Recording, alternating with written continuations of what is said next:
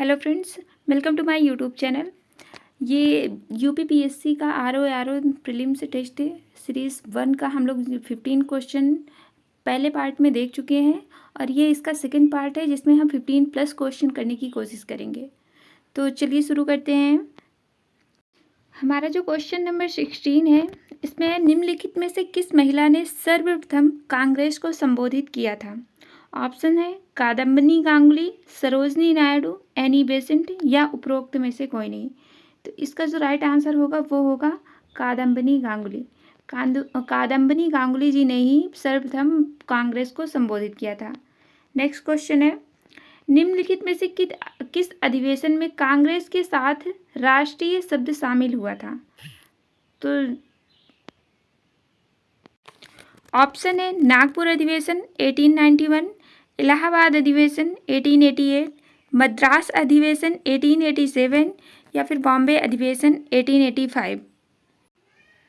तो जो इसका राइट आंसर होगा वो होगा नागपुर अधिवेशन 1891। ठीक है।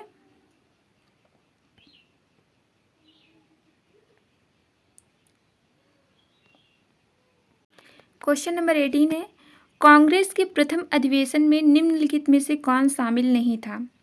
ऑप्शन है दादा भाई नौरोजी, फिरोज शाह मेहता, दिनिशा वाचा या मोहम्मद अबुल कलाम आज़ाद। तो इसका जो राइट आंसर होगा वो होगा मोहम्मद अबुल कलाम आज़ाद। ये जो है कांग्रेस के प्रथम अधिवेशन में सम्मिलित नहीं हुए थे। हमारा क्वेश्चन नंबर 19 है, सूची 1 को सूची 2 से सुमेलित करें। तो सूची 1 में जो है संगठन दिया गया और सूची 2 में जो है उसके संस्थापक दिए गए हैं। ठीक है। तो ब्रिटिश इंडियन एसोसिएशन के संस्थापक कौन है? राधाकांत देव। फिर इंडियन लीग के संस्थापक कौन है? Shishir Kumar Ghosh. East Indian association के संस्थापक कौन है? दादा भाई नौरोजी। और लैंड होल्डर्स सोसाइटी 1838 के संस्थापक कौन है? द्वारकानाथ टैगोर। तो इसका जो राइट आंसर होगा 1 2 3 4। तो इसका जो ऑप्शन ए है ये हमारा राइट आंसर होगा। फिर नेक्स्ट क्वेश्चन है, सुगौली की संधि कब हुई थी?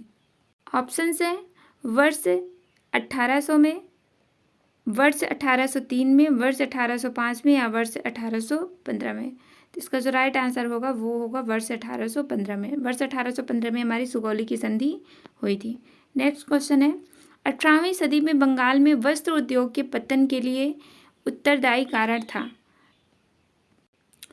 ऑप्शन है उत्पादन की गुणवत्ता में कमी, ऑप्शन बी है कच्चे माल की अनुपलब्धता, ऑप्शन सी ब्रिटेन को निर्यात करने वाले माल पर उच्च तटकर या फिर कारीगरों की अनुपलब्धता। तो 18वीं शताब्दी में जो बंगाल की वस्त्र उद्योग के पतन के लिए जो उत्तरदायी कारण था वो था कारीगरों की अनुपलब्धता। कारीगर जो थे उनकी अनुपलब्धता में कमी थी। तो जो है इसका जो राइट आंसर होगा वो डी होगा। नेक्स्ट क्वेश्चन है, 1920 में निम्नलिखित में से किसने अपना नाम परिवर्तित कर स्वराज सभा रख लिया? ऑप्शन है all India home rule league या फिर हिंदू महासभा, ऑप्शन सी है साउथ इंडियन लिबरल फेडरेशन या ऑप्शन डी है द सर्वेंट्स ऑफ इंडियन। इसका जो राइट आंसर होगा वो होगा all India home rule league. इन्होंने क्या किया था 1920 में अपना जो है अपना नाम बदलकर स्वराज सभा रख लिया था। नेक्स्ट क्वेश्चन है, 19वीं शताब्दी के उत्तरार्ध में नव हिंदूवाद के सर्वश्रेष्ठ प्रतिनिधि कौन थे? ठीक। तो ऑप्शन है रामकृष्ण परमहंस, स्वामी विवेकानंद, बंकिम चंद्र चटर्जी या फिर राजा राम मोहन राय। तो राइट आंसर होगा स्वामी विवेकानंद। ये जो थे ये 19वीं शताब्दी के उत्तरार्ध में नव हिंदूवाद के सर्वश्रेष्ठ प्रतिनिधि थे। क्वेश्चन नंबर 24 है, ईस्ट इंडिया कंपनी के द्वारा प्रथम व्यापारिक केंद्र की स्थापना कहाँ की गई? तो ऑप्शन से मसूलीपट्टनम, सूरत, पांडिचेरी या फिर चिनसुरा।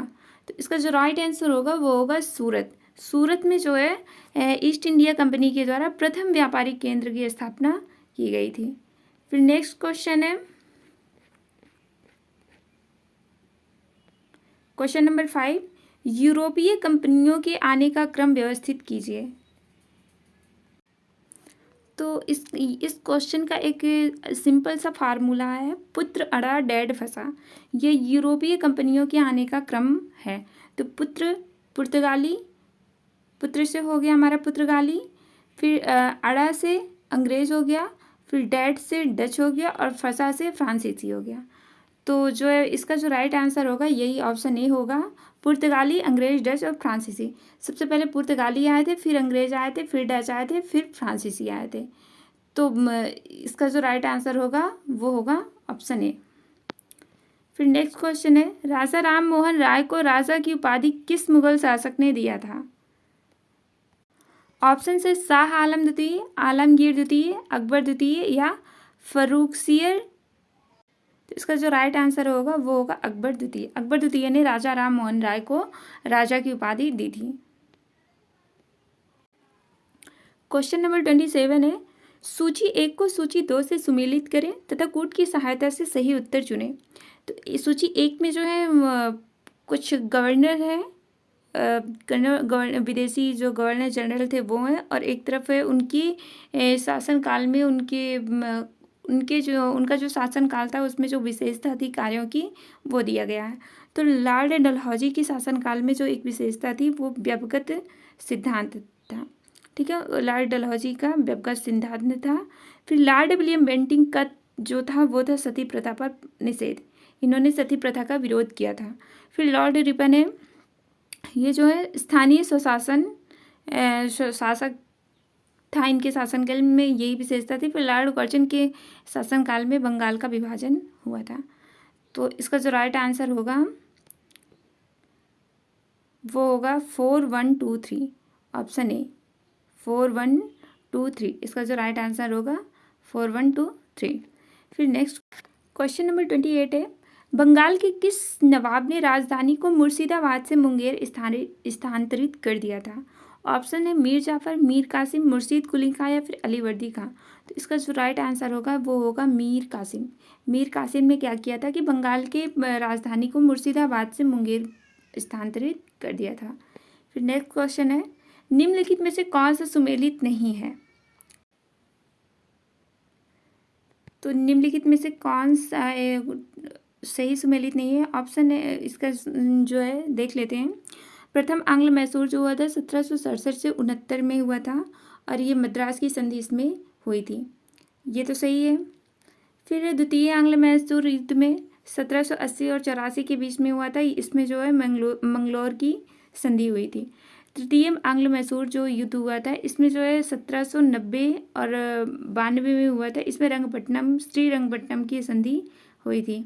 फिर चतुर्थ आंग्ल मैसूर युद्ध है 1799 सालबाई की संधि। तो ये ऑप्शन है हमारा, ये हमारा गलत है, क्योंकि ये जो हुआ था ये 1782 में हुआ था। ठीक है, 1782 में हुआ था, 1799 नहीं, 1782 में चतुर्थ आंग्ल मैसूर युद्ध हुआ था 1782 में। इसलिए इसका जो राइट आंसर होगा वो होगा ऑप्शन नंबर डी, ये जो है हमारा गलत है। फिर नेक्स्ट क्वेश्चन है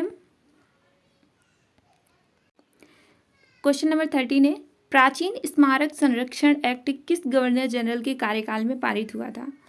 तो ऑप्शन से Lord Minto, Lord Linlithgow, Lord Curzon या फिर लॉर्ड कैनिंग। तो इसका जो राइट आंसर होगा वो होगा लॉर्ड कर्जन। तो ये था हमारा यूपीपीएससी आरओ